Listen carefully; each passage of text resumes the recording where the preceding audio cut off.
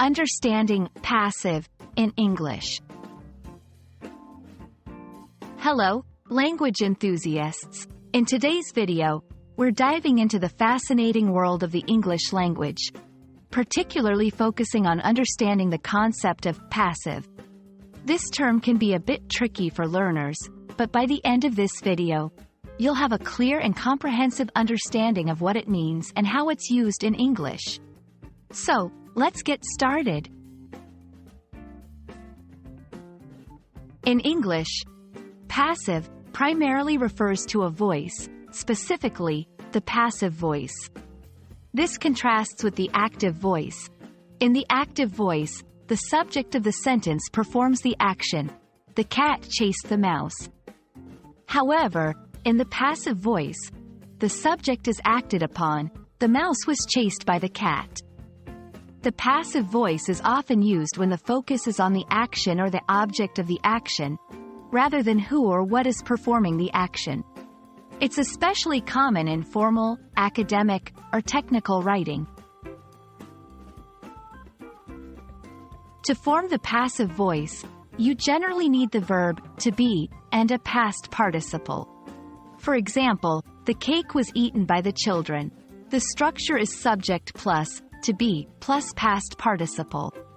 It's important to adjust the verb to be according to the tense you're using. For instance, in the present tense, it's is or are. The mail is delivered every morning. And in the past tense, it's was or were. The mail was delivered yesterday. Passive voice is particularly useful in several contexts. 1. When the doer is unknown. My wallet was stolen. 2. When the doer is not important. The road is being repaired. 3. When focusing on the action rather than the doer. A new shopping mall is being built in the city. However, overusing the passive voice can make your writing seem detached or overly formal. It's generally less direct than the active voice and can be less engaging in some styles of writing or speech. Let's see some examples. Active. The chef cooked a delicious meal. Passive. A delicious meal was cooked by the chef. Active. The company will launch a new product. Passive. A new product will be launched by the company. Notice how the focus shifts from the doer, the chef, the company, to the action or the object involved, the meal, the product, in the passive constructions. And that wraps up our exploration of the passive in English.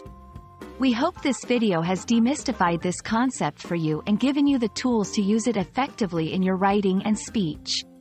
Remember, the key is to understand when and how to use it for maximum impact. Keep practicing, and soon you'll be using the passive voice like a pro. Thanks for watching, and see you in our next language learning adventure.